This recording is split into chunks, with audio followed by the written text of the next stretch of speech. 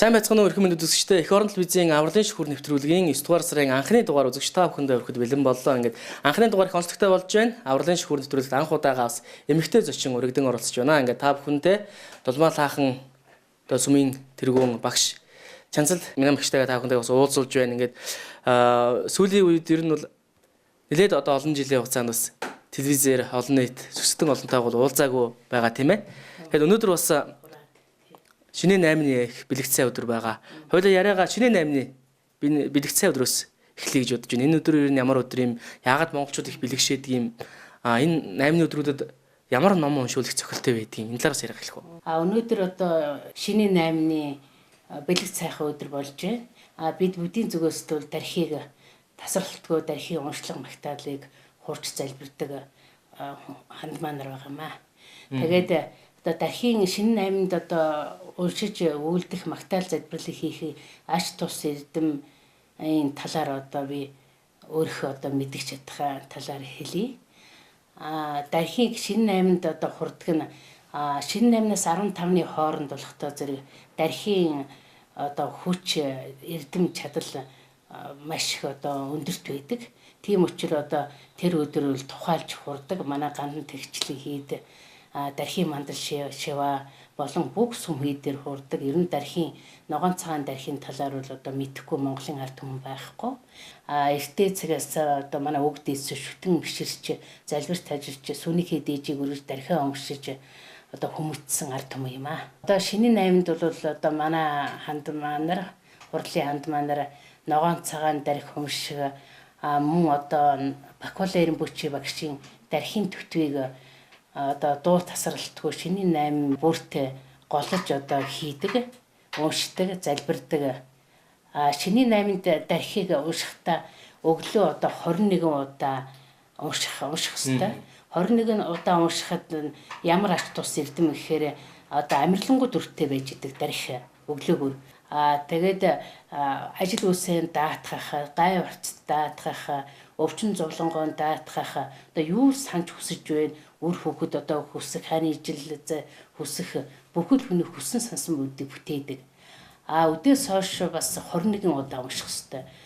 Тэр нь одоо амирлангуй бос дүртэй болдог. Одоо өвчин зовлонд их нэрвэгдсэн эдгэлт үгүй. Дээр нь дархийн одоо 8 аюул гэж байдаг. 8 аюулаас одоо аврахын тулд ороо одоо 21 залбирч одоо мөргөж уншихт бол тус эрдэм одоо их байдаг. Ер нь энэ дарих одоо бурхныг монголчууд ер нь хэдвээс их шүтэж дээдлж ирсэн юм. Дарих гэж ер нь үгний утга бас гүм агуулгатай байх тийм ээ. Завуу гэх юм бол дархийг маш их шүтдэг байсан гэгэнтэн. Завуу гэгэний одоо насан туршдаа шүтсний үед завуу гэгийн дархитай одоо бүр учирч нүүр учирч тус эрдмийг авч ирсэн. Тухай одоо манай багш нар одоо айлдаж бас судар талент бол номлосон байдаг. Дархийн мандал өргөнө гэж байдаг тийм ээ. Дархид одоо мандал өргөнө гэхээр яг ямар зүйлийг бас хэлээд байна хүмүүс одоо дархийг мандал өргөд ном уншиж байна гэдэг. Энэ талаар бас та үзэж шээ. Дархийн мандал шива гэж байна. Дархийн мандал шиваг голдоо одоо эмэгтэйчүүд жирэмсэнд төрөж байгаа тийм эмэгтэйчүүд зориулсан ном. 8-нд ер нь өдөр тутам манай одоо эмэгтэйчүүдээс юм бол байнга хурдаг да. Монгол эмэгтэйчүүд одоо хамаг амтын тусын тулд сайн сайхан байхын одоо залбирал шүү дээ тий. Ер нь ногоон цагаан дарих 21 дарих байдаг тийм ээ. Хүмүүс ихэнх нь одоо ногоон дарих, цагаан дарихыг илүүд мэддэг. Урд нь одоо дараагийн дарихуд бас ямар дарихуд байна? Ногоон цагаан дарихын талаар бол манай монголчууд одоо сайн мэддэг. Голсон. 21 дарих байдаг. 21 дарих гэхээр одоо 21 төрлийн одоо эрдэм хүч чадалыг үзүүлсэн бурхан. 21 дарихыг уншлах нь болохоор одоо хүч чадал эрдэм ишлийн үзүүлж хүч чадлыг одоо болгоодог тэр одоо сансан байна хүслийг бүтээх бачдыг арилгах зовлонгоос одоо гэтлэгч гэж хэлдэг. Гэтлэгч гэдэг чинь л одоо дарих орчуулбал тийм шүү дээ. Тэгээ долмаа гэдэг чинь гэтлэгч шүү дээ.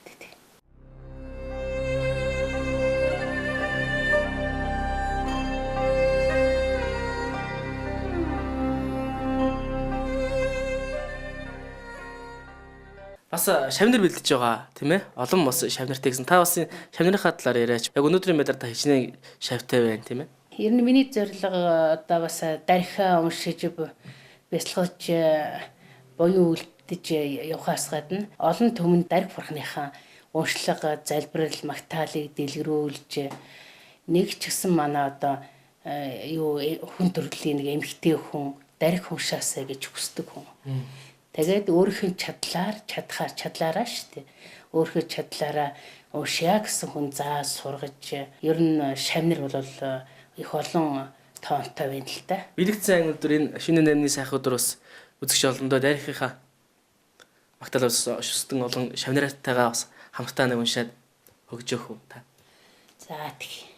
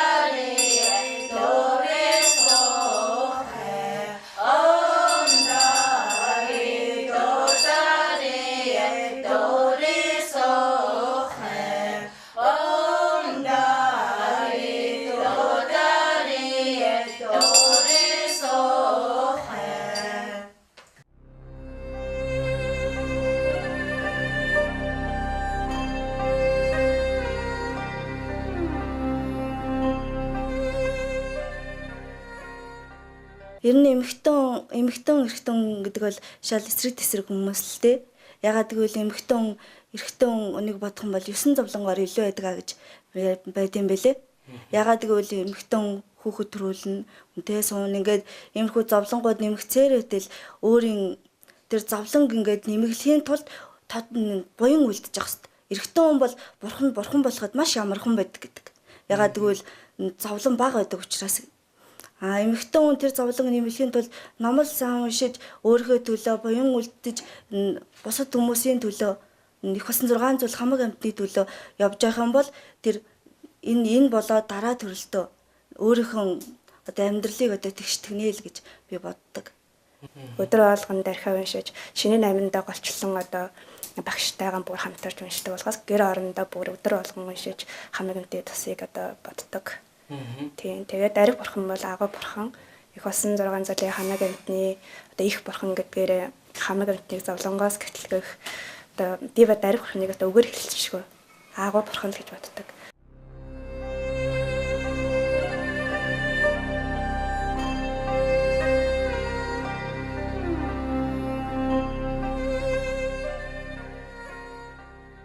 Миний хувьд болохтой зэрэг 90 оноос эхлээд идэвхтэй хүртэл дарих бурхны уншлага залбирлыг гүйцэтгэж үлдэж явж байгаа хүний хувьд ер нь хүн сүсэг бишрэлтэй байх хэрэгтэй гэж боддог. Тэр дундаас дарих бурхныг шүтвэл маш одоо хүнд их төргөн, ойрхон, үүсийн бурхан болохоор аюулаас авардаг. Ер нь дарих бурхны аж тусыг өгүүлэх аргагүй шүү дээ. Зөв жишээ дурдахад. Дээр нь юу гэхтэй зэрэг мэдээж хүн болгон хүн эхэс төрсөн. Дарих бурхан, их бурхан, эмхтэй бурхан шүтснээр энэрл их хайр төрүүлдэг дарих бурхан. Унших тусмаа амьтныг өрөвдөхийн хайр их өсөж идэг. Тийм болохоор дарих бурхан шүтэж байгаа хүмүүсээс ер нь тийм одоо ертөнцийн тийм муу санаа сэтгэл үүсэхгүй баха. Ер нь би тэгж ойлгодог.